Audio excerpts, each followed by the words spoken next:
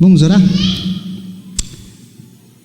Sim, Deus, muito obrigado pela obra da cruz, Pai. Muito obrigado por aquilo que o Senhor fez pelas nossas vidas, Senhor. Muito obrigado porque a cruz foi uma obra de redenção perfeita, Senhor, e nós podemos entrar na Sua presença, Senhor, sem medo, Senhor. Muito obrigado, Senhor Jesus, por cada gota de sangue derramada naquela cruz a nosso favor, Senhor.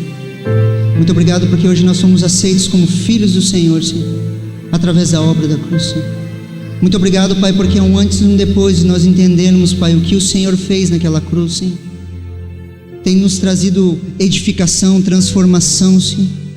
Muito obrigado, Senhor. Nós te louvamos, Deus. Nós te agradecemos no nome santo de Jesus.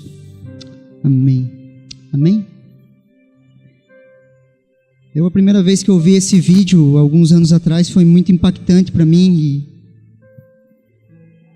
e eu fiz um resumo daquilo que Deus tem falado comigo através desse tempo. E eu queria que você abrisse lá em 1 Coríntios 1:18. 1 Coríntios, primeira carta aos Coríntios, capítulo 1, versículo 18.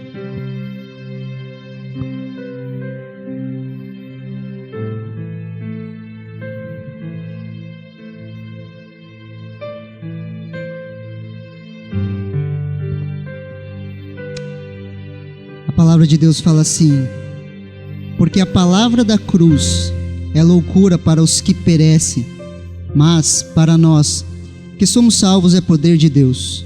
Porque está escrito: destruirei a sabedoria dos sábios e aniquilarei a inteligência dos inteligentes.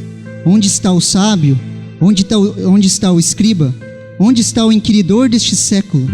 Porventura não tornou Deus a loucura a sabedoria deste mundo? Visto como na sabedoria de Deus o mundo não o conheceu a Deus pela sua sabedoria, aprove Deus salvar os crentes pela loucura da pregação. Porque os judeus pedem sinais e os gregos buscam sabedoria, mas nós pregamos a Cristo crucificado, que é escândalo para o judeu e loucura para o grego. Mas para os que são chamados, tanto judeus como gregos, lhe pregamos a Cristo, poder de Deus e sabedoria de Deus. Porque a loucura de Deus é mais sábia que os homens, e a fraqueza de Deus é mais forte que os homens. Amém? Todo conhecimento humano, ele pode ser classificado em 3 categorias. Todo conhecimento humano.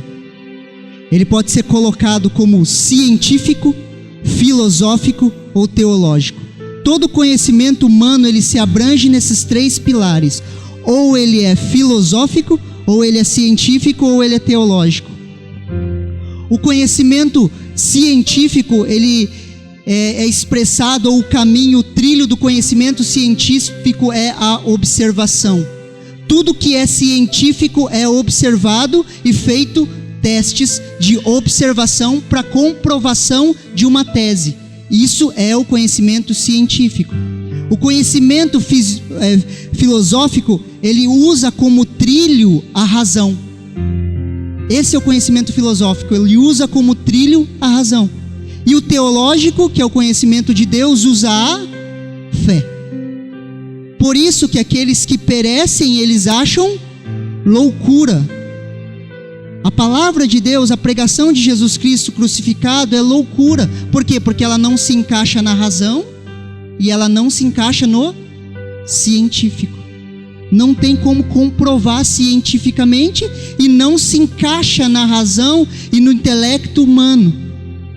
Por isso que a pregação da cruz, a pregação do evangelho, ela é loucura para os que perecem. Ela é loucura, ela é loucura. Você falar de Jesus para uma pessoa que não nasceu de novo, ela vai achar que você é louco.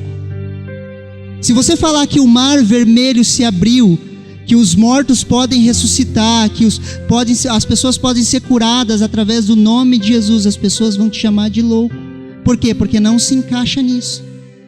Mas para nós, a pregação da cruz, ela é o quê? Poder de Deus. A cruz, ela é poder de Deus. Ela é poder de Deus. Amém?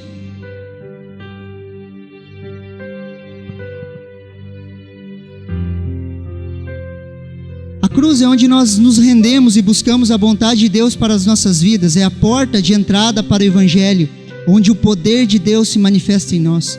Quando nós temos um impacto, entendemos o que é a cruz, nós somos salvos. Por quê? Porque nós nos arrependemos dos nossos pecados, recebemos a graça e andamos em salvação.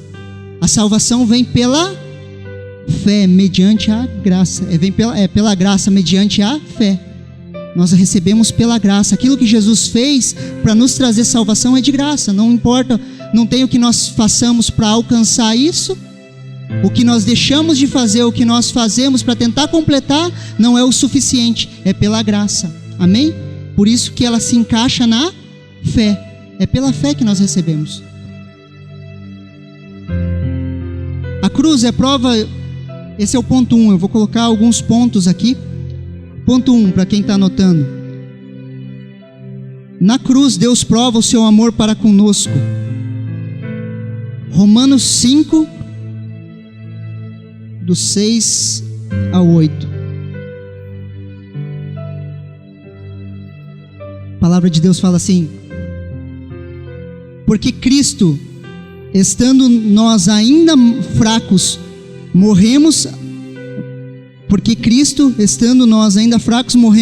a seu tempo pelos ímpios, porque apenas alguém morrerá por um justo, pois poderá ser que pelo bom alguém ouse morrer, mas Deus prova o seu amor para conosco, em que Cristo morreu por nós, sendo nós ainda pecadores.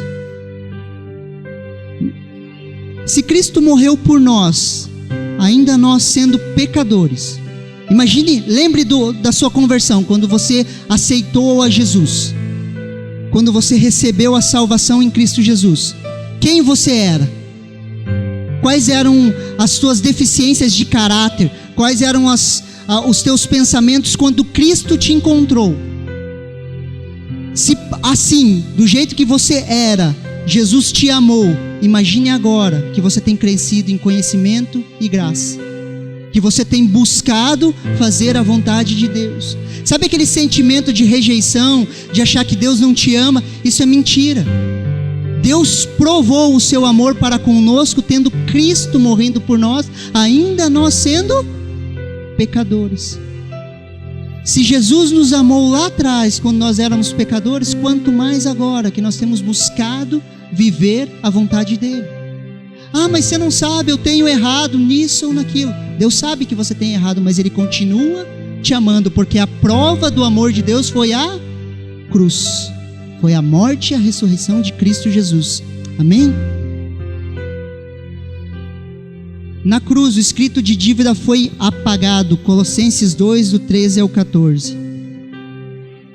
E quando vós estavas mortos nos pecados e na incircuncisão da vossa carne, vos vivificou juntamente com ele, perdoando-vos todas as ofensas, havendo riscado a cédula que era contrária a nós nas suas ordenanças, ao qual de alguma maneira nos era contrária, e tirou do meio de nós, cravando-a na cruz.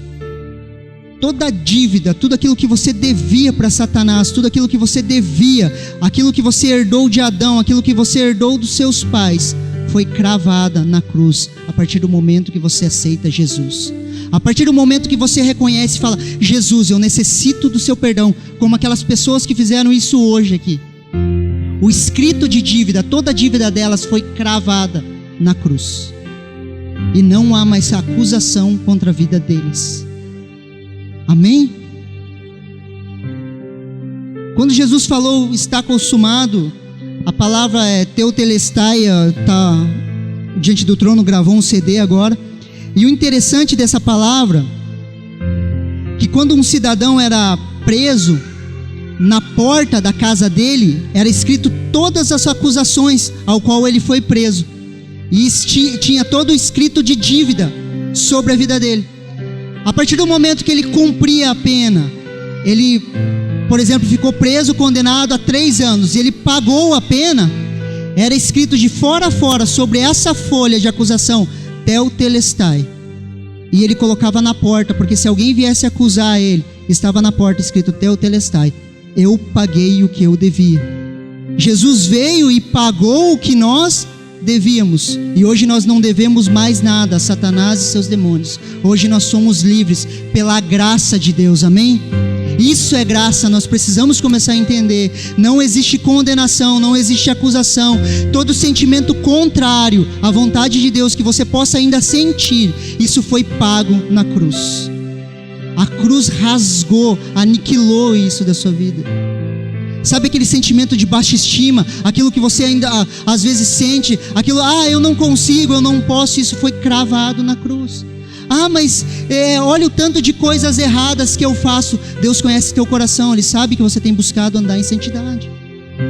Deixe Ele trabalhar, arranque essa mentalidade de se autoacusar, de se condenar, e crave isso na cruz. Esse é um dos benefícios da cruz. E nós precisamos entender isso, porque senão nós vamos continuar vivendo uma vida amarrada, uma vida presa no nosso passado. Mas essa noite é uma noite de libertação, amém? Essa noite nossa mente vai se renovar, nós vamos nos arrepender e Deus vai nos renovar a mente, amém? Através da cruz nós temos autoridade sobre Satanás. Colossenses 2,15 fala assim, eu vou falar os textos se vocês quiserem ir anotando, para a gente ir um pouquinho mais rápido. E despojando os principados e potestades, os expôs publicamente, e deles triunfou em si mesmo. Jesus, quando foi crucificado, ele expôs todo o demônio, todo o principado, toda a potestade, ele expôs eles. Ele colocou eles sobre vergonha, ele subjugou. E a mesma autoridade que Jesus teve e conquistou, Ele deu para nós como igreja. Ele entrega para nós como igreja. Sempre quando você estiver em um momento que você sente que você está opresso ou tem algo te incomodando, creia. Creia que a autoridade está com você. Creia que Jesus tem te dado essa autoridade. A autoridade está sobre a sua vida para trazer transformação tanto para a tua casa, para os teus familiares, para aqueles que trabalham com você, para aqueles que estudam com você. A autoridade está sobre a sua vida. Receba isso, entenda isso, viva isso. Na cruz, a redenção foi maior do que a queda. Isso a gente já estudou bastante aqui com o pastor Fábio. Romanos 5,12, ele fala assim: portanto, por um homem entrou o pecado no mundo, e pelo pecado a morte, assim também a morte passou a todos os homens, por isso todos pecaram. A Bíblia fala que todos pecaram, e pelo pecado de um entrou pecado em todos, quanto mais, continuando esse texto, pela obediência de um só, Cristo Jesus. Pela obediência de Jesus, a queda de Adão foi aniquilada, e Deus nos fez filhos de Deus. Na cruz, Jesus nos fez filhos de Deus. A redenção, ela é muito maior do que a queda. Não importa o que você fez, o perdão de Deus é sobre a sua vida. A redenção, a obra da cruz, ela é muito maior do que a queda. A obra que Jesus fez é muito maior do que a obra de Adão, e nos traz perdão, e nos estabelece como reis e sacerdotes. Queridos, nós precisamos entender isso. Se Deus não fizesse mais nada por você, a partir do momento que você recebeu a Jesus, eu recebi a Jesus, eu entendi a salvação, eu recebo pela graça e eu entendo, e eu sou salvo. Eu passei de um lado para o outro da cruz, eu recebi, eu entendi a salvação. Se Deus não te desse mais nada nessa terra, mais nada, Deus não te desse nenhuma bênção, mais nada, lógico que Ele vai dar, mas se Ele não te desse mais nada, ainda haveria razões para você ser grato. Se Deus não fizesse mais nada por você nessa terra, simplesmente Ele só te desse a salvação, que é algo inalcançável para o homem, haveria 1000 razões para você ser grato. E gratidão é um exercício. Gratidão é um exercício. Nós precisamos nos exercitar na gratidão. Se Deus não fizesse mais nada por você nessa terra, querido, mais nada, e você passasse uma vida miserável aqui, que não é plano de Deus, mas se você passasse, você teria 1000 razões para agradecer, simplesmente pelo fato de você ser salvo. Porque a salvação é inalcançável para nós, a não ser pela cruz. E nós precisamos entender isso, porque senão um espírito de murmuração toma conta do nosso coração, e nós começamos a nos comparar com as pessoas, e começamos a olhar para as pessoas e falar: fulano de tal tem aquilo e eu não tenho, fulano de tal tem aquilo e eu não tenho, olha olha isso, olha aquilo, e nós esquecemos que nós somos salvos em Cristo Jesus. Nós esquecemos da obra da cruz, nós esquecemos aquilo que Jesus fez pelas nossas vidas, e começamos a murmurar, sabe por quê? Geralmente, ou 99% são por coisas. Porque eu não tenho isso, porque eu não tenho aquilo, porque eu não tenho isso. Se Deus não fizesse mais nada por você, hoje e até o fim da sua vida, você teria 1000 razões para ser grato. Sabe quando você lê a história de Êxodo do povo do Egito? Você começa a ler e você vê o que Deus fez. Deus libertou eles com um braço forte. E eles entraram no deserto como? Murmurando. E às vezes a gente lê e fala: como que esse povo murmura com tantos sinais de Deus para eles? Como eu e você murmuramos com tantos sinais de Deus para nós? Deus tem sido bom para as nossas vidas. Quebre esse espírito de murmuração que tenta dominar a tua mente, o teu coração, e fale dia a dia: Deus tem sido bom para mim. Deus tem sido bom para mim. Nós precisamos entender o que foi a cruz. A cruz não veio para nos trazer coisas. A cruz veio para nos trazer salvação, para mudar o nosso estilo de vida, mudar o nosso caráter. Ela veio para fazer nós sermos algo, não termos algo. O que tem sido pregado? Que a cruz, que Jesus, ela vai te dar algo. Não, Ele quer te transformar em algo, que é a imagem e semelhança dEle. Senão a gente vai entrar e começar mas olha lá, o ímpio prospera e eu não prospero. O fulano de tal tem, Cara, nós temos a Jesus Cristo, que é loucura para o mundo, mas para nós é poder de Deus, para trazer salvação para as nossas vidas. Nós precisamos renovar nossa mente. Hoje é uma noite de arrependimento, amém?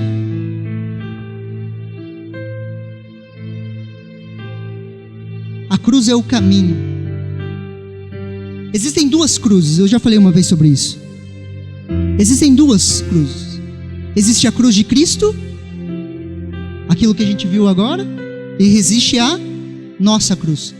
Jesus fala: aquele que quer vir após mim, negue-se a si mesmo, tome a sua cruz e siga-me. Pra gente, na nossa cultura, é difícil entender isso, mas eles entenderam na época. Por quê?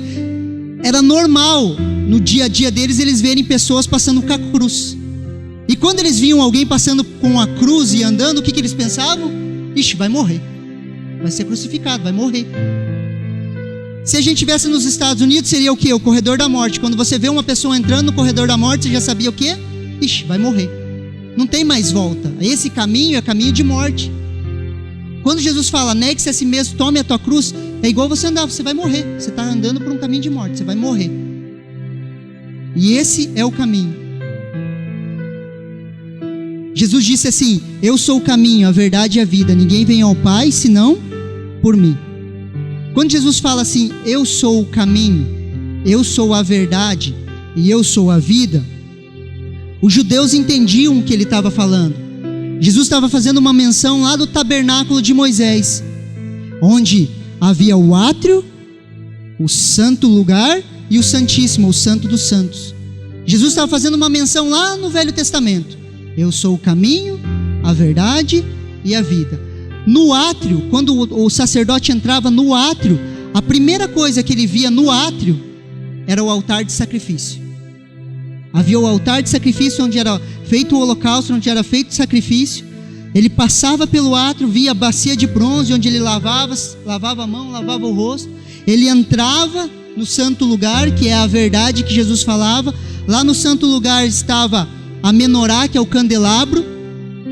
Estava a mesa dos pães e o segundo altar, que é o altar de incenso, aonde o sacerdote passava por esse processo e ele entrava no Santo dos Santos, onde estava a arca de Deus, que era a presença manifesta de Deus sobre a terra.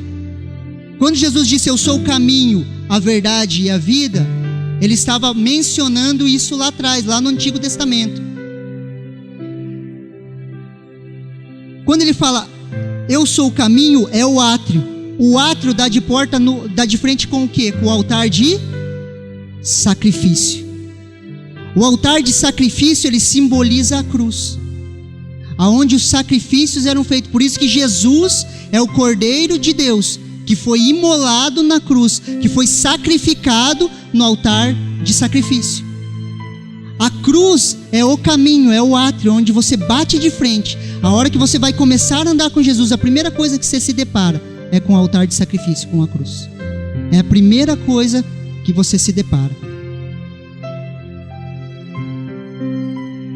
Isaías fala assim, Isaías 35:8 fala assim: e ali haverá uma estrada, haverá um caminho, que se chama o caminho santo.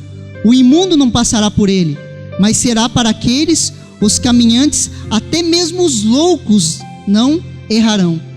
Os loucos não vão errar, porque nós todos somos loucos. Nós cremos na pregação do Evangelho, nós cremos na pregação da palavra, nós cremos na cruz de Cristo. E aqueles que creem são loucos. Loucos. Para o mundo nós somos loucos. É onde entregamos as nossas vontades e confiamos em Deus. A cruz é um lugar de entrega, onde entregamos nossa vontade. Você pode falar assim para mim: não, mas não tem aquele Salmo 37, que fala assim: alegra-te no Senhor, e Ele satisfará os desejos do vosso coração. Mas o salmista fala também assim, ó, Salmo 84: quão amáveis são os teus tabernáculos, ó Senhor dos exércitos! A minha alma suspira, desfaleço pelos teus átrios. O meu coração e a minha carne exultam pelo Deus vivo. O pardal encontrou casa, e a andorinha ninho para si, onde acolhe os seus filhotes. Eu, os teus altares, Senhor dos exércitos, Rei meu e Deus meu. Quando nós encontramos os altares de Deus, nós vamos encontrar o altar de sacrifício, que é no átrio, onde nós entregamos a nossa vontade, e nós vamos encontrar um segundo altar, que é o altar de incenso, o altar de adoração. O salmista fala: eu encontrei os teus altares. Eu encontrei o altar de sacrifício, a cruz, e eu encontrei a adoração. Isso vai trazer alegria ao meu coração. E sempre quando eu me alegro no Senhor, eu sacrifico a minha vontade para receber a vontade dEle, e a vontade dEle se manifesta em mim. Reino de Deus não tem lugar para desejos egoístas, para aquilo que eu quero, para satisfazer o meu ego, para aquilo que eu quero ser, para aquilo que eu vou fazer. Reino de Deus é uma vida de entrega, uma vida de renúncia, onde nós conhecemos a cruz e conhecemos o altar de adoração. Amém?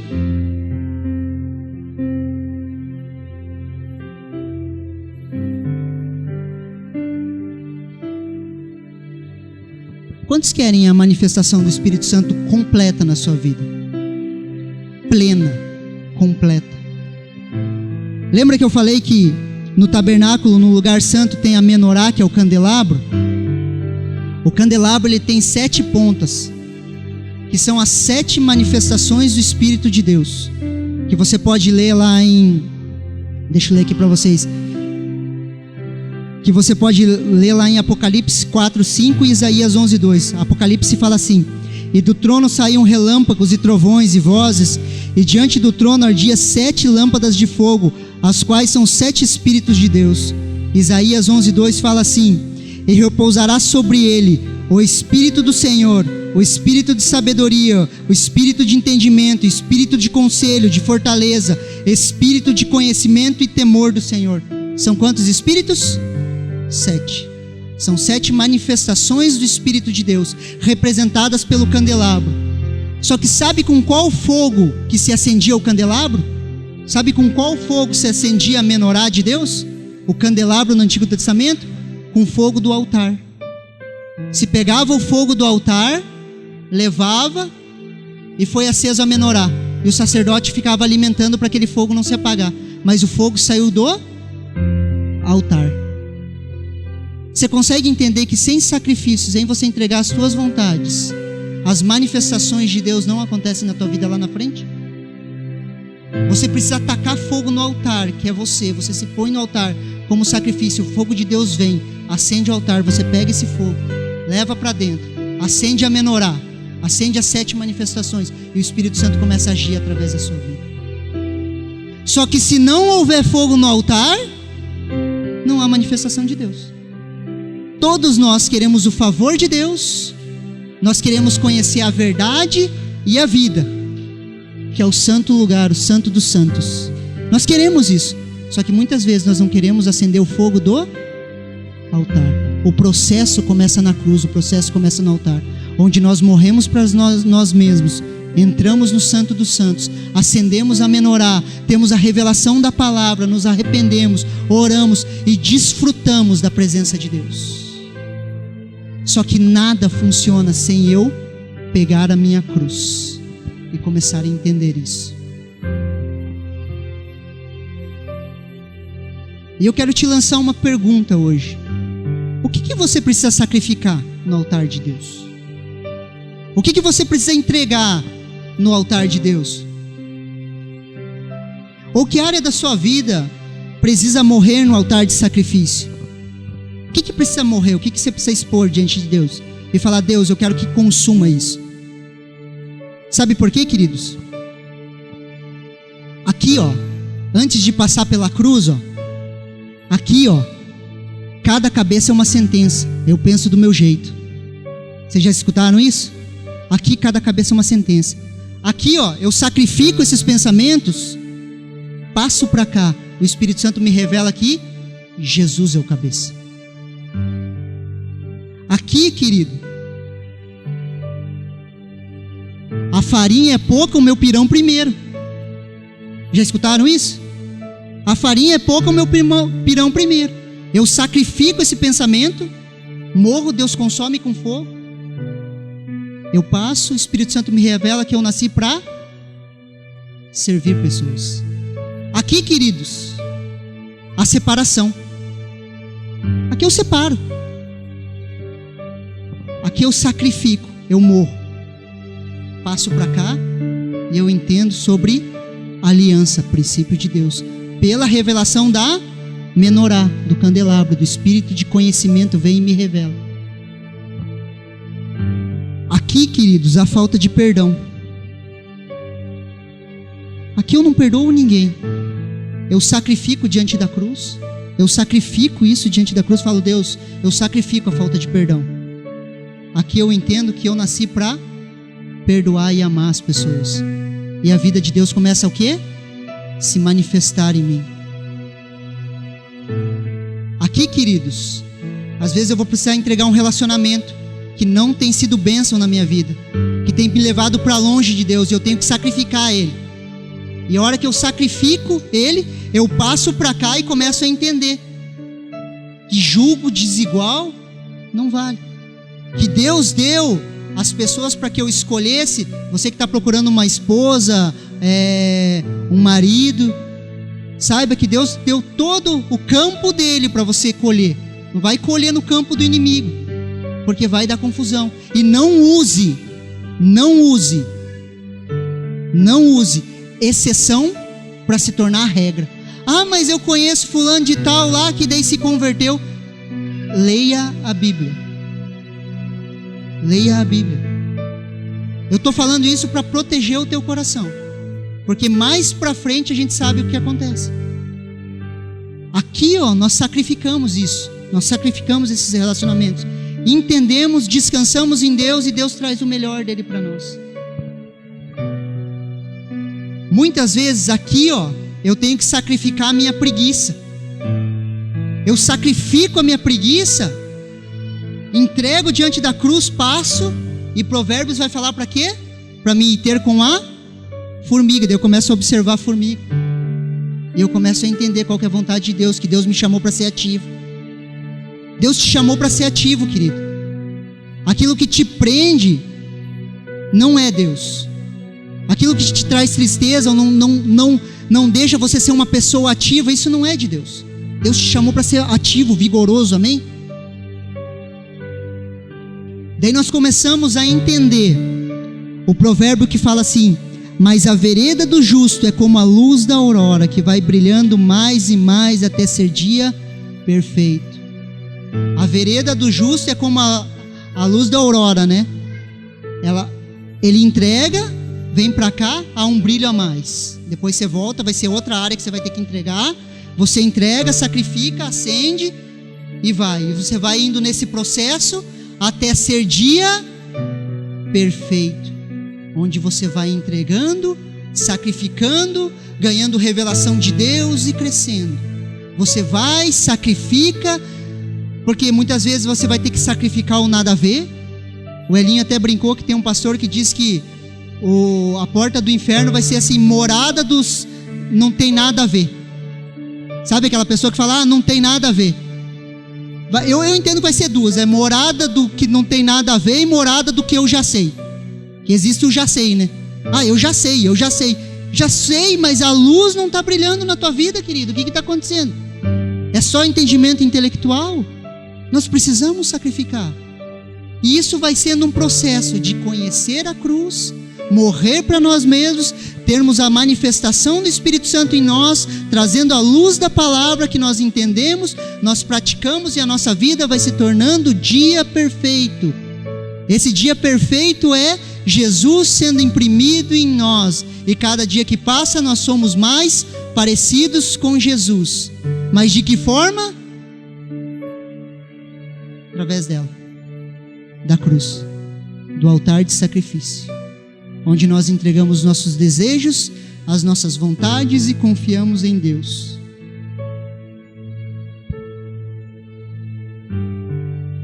Quantos têm algo para entregar aqui hoje? Quantos têm algo para entregar aqui hoje? Queria chamar os meninos que vão tocar. Eu queria tocar mais uma vez aquela música, a música Quebrantado. Queria que os meninos tocassem uma vez mais. E eu queria que você cantasse essa música, ou deixasse essa música de ministrar, e você entendesse que há benefícios sim na cruz de Jesus. Há muitos benefícios. Mas muitas vezes as coisas não acontecem na nossa vida simplesmente porque nós não entendemos que nós precisamos passar pela cruz também. Nós precisamos morrer para aquilo, para os nossos desejos egoístas. Nós precisamos morrer para aquilo que nós achamos, para aquilo que nós pensamos, e nós precisamos deixar a palavra de Deus formar o nosso caráter, moldar o nosso caráter. Existe um caminho, e esse caminho se chama santidade, caminho santo. Aonde nós conhecemos o caminho santo? Na cruz, onde nós nos expomos à nudez e falamos: eu não sei, Deus, eu preciso da tua ajuda.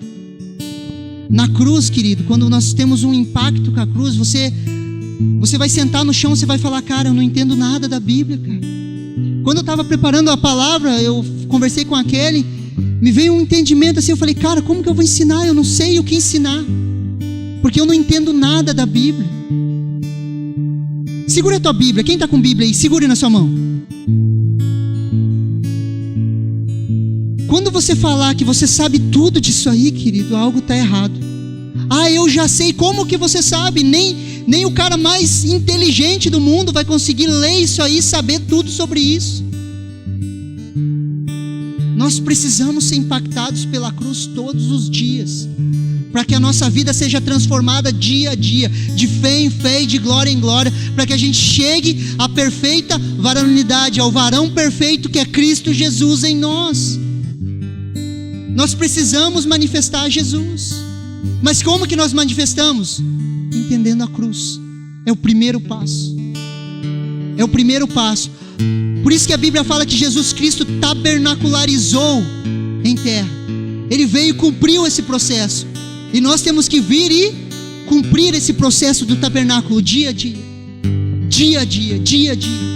Sempre quando vem um desejo de não perdoar, Deus, eu entrego esse desejo de não perdoar. Sempre quando vem um sentimento de rancor, eu entrego. Só que você pode pensar, se só entrega coisas ruins. Não. Você pode entregar, sabe o que? A tua frustração. Sabe por quê, queridos? A Bíblia vai te ensinar a ser perseverante, porque as coisas com Deus não acontecem na primeira. Converse com o pastor Ailton, com a pastora Lígia, que são mais experientes. Pergunta se as coisas de Deus acontecem na primeira tentativa. Ah, eu fiz e deu certo. Não é para os que perseveram, é para os que continuam, para os que sacrificam, para os que andam. Sacrifique isso que te prende. Sacrifique isso que te prende, que você vai ser livre. Tenha um impacto com a cruz. Sabe esses sentimentos que dizem que você não consegue, que você não pode? Ou, minha experiência diz que não dá certo. Pega a tua experiência e crava ela na cruz, porque a palavra de Deus é verdade. O Maurício nem sabe disso. Quando o pai do Maurício faleceu, eu fiquei 3 horas dentro da sala orando para o pai dele ressuscitar. Eu fiquei 3 horas, a gente ficou de joelho orando, ele não ressuscitou. Mas essa experiência não vai dizer que não vai acontecer. Um dia vai acontecer. Um dia nós vamos ver aqueles que nós amamos ressuscitando, sendo curados, sendo restaurados. Porque o diabo tem roubado a saúde das pessoas. O diabo tem roubado. Ele tem roubado a alegria das famílias. E nós precisamos entender qual que é o processo da cruz, para a gente se levantar e trazer transformação.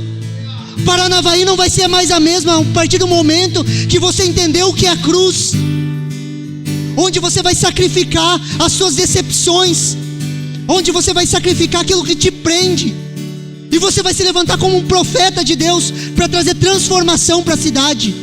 Creia, a palavra de Deus é acima de tudo. A palavra de Deus é acima do que eu acho. A palavra de Deus é acima das minhas experiências. A palavra de Deus, ela é verdade.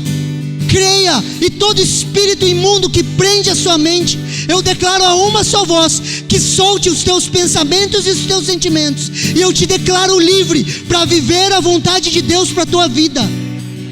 Receba isso. Você é livre. A cruz te libertou.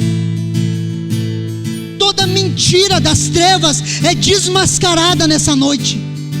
Jesus é Senhor sobre a sua vida. A verdade de Deus é que você foi chamado segundo um propósito. Creia, igreja, creia. Vocês foram chamados segundo um propósito. Mas a minha experiência diz que eu não consigo. É mentira. É mentira. Você foi chamado para ter um casamento de sucesso. É isso que a palavra de Deus diz. É isso que a palavra de Deus diz. O que tem te prendido essa noite? Se coloque em pé. O que tem te prendido essa noite? O que você precisa sacrificar na cruz de Cristo, para que o poder de Deus se manifeste na sua vida?